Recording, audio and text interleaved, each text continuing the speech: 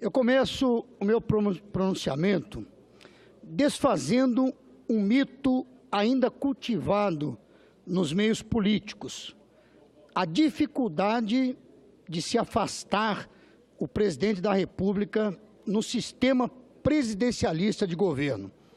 Desde a promulgação da Constituição, em outubro de 1988, esta é a segunda vez que o Senado se debruça sobre um processo de destituição do presidente da República.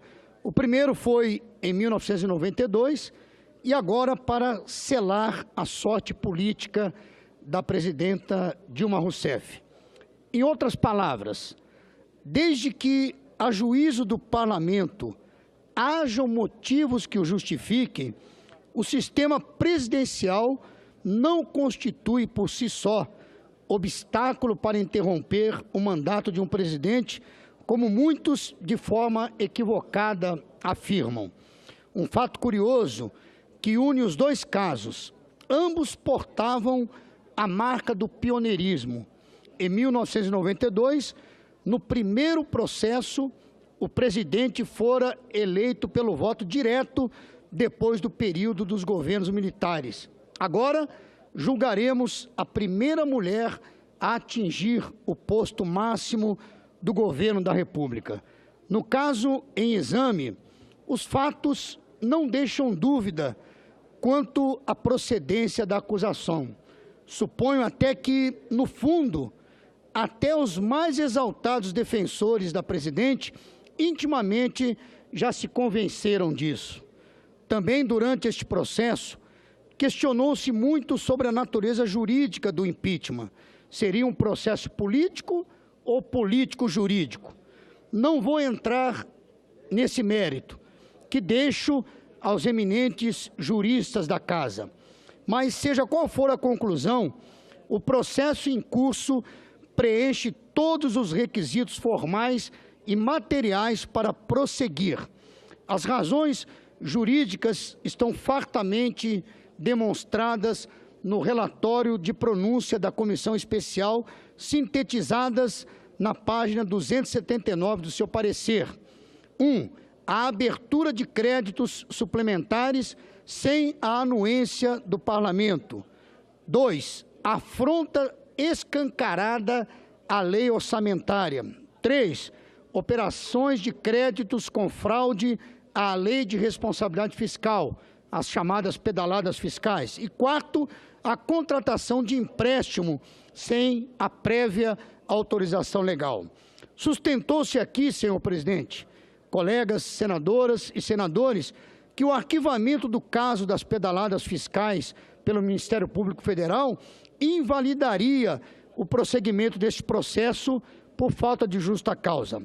Perdoem-me os defensores da tese, mas este Senado não está submisso às manifestações do Ministério Público. Curva-se, sim, às decisões judiciais por imperativo constitucional e republicano, porém jamais ao entendimento pessoal desse ou daquele promotor ou procurador, por mais brilhante que seja. Além disso, não se pode afastar o forte componente político inerente aos crimes de responsabilidade, em cujo caso o que se deve avaliar é o seguinte: se os ilícitos apontados afetam ou não a capacidade política da presidente para liderar e conduzir o país, o impacto das acusações nos planos nacionais e internacionais, os efeitos deletérios dos fatos e deste processo nas instituições e na convivência entre os poderes da República. Uma análise sensata, isenta e criteriosa dessas questões não favorece a presidente. Lamento afirmar, mas o faço conscientemente, sem qualquer constrangimento. O governo da senhora Dilma Rousseff perdeu a autoridade política e administrativa para manter-se no comando da República. É improvável que seus arautos nesta casa ignorem isso. No fundo, imagino até que eles já esperam que seja afastada definitivamente, pois todos aqui, inclusive eles, sabem que seu retorno pode conduzir ao descalabro administrativo e econômico do país, com danos irreversíveis aos seus defensores, sobretudo ao Partido dos Trabalhadores, que correrá o risco de ser execrado pelo eleitorado, como já sinalizam sondagens relacionadas com as próximas eleições municipais. É verdade que o meu partido integrou por algum tempo o ministério da presidenta Dilma, mas isso não nos constrange. Pelo contrário, reforça a nossa convicção, pois pudemos testemunhar de perto seu jeito de governar, o governo de um só, isolado do parlamento, dos partidos e do seu próprio ministério. Apesar de estar no centro de uma suposta coalizão partidária, a senhora presidente não ouvia, não articulava, não dialogava, mandava como se fora dona absoluta dos interesses e dos sonhos dos brasileiros. Aliás, todos se recordam da sua postura após as históricas manifestações populares de junho de 2013. Em vez de convocar governadores e prefeitos para ouvi-los e concertarem um projeto comum em resposta às inquietações populares, chamou os governadores ao Planalto apenas para fazer proselitismo de supostos projetos que nunca se materializaram. Nada avançou além do noticiário midiático. Em termos de serviços públicos, a realidade de hoje é praticamente a mesma de junho de 2013.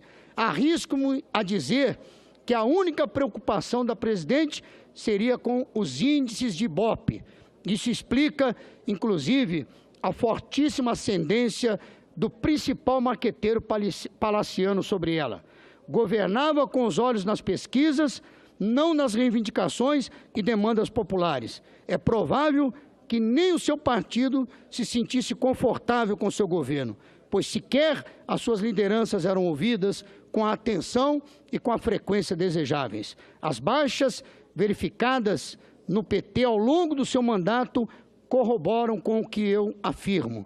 Seria cansativo e praticamente impossível enumerar no curto tempo que disponho os sucessivos equívocos do agonizante governo Dilma. Sintetizo-os no que considero mais desastroso: o evidente menosprezo ao Congresso, às forças partidárias e ao seu deliberado isolamento político e social.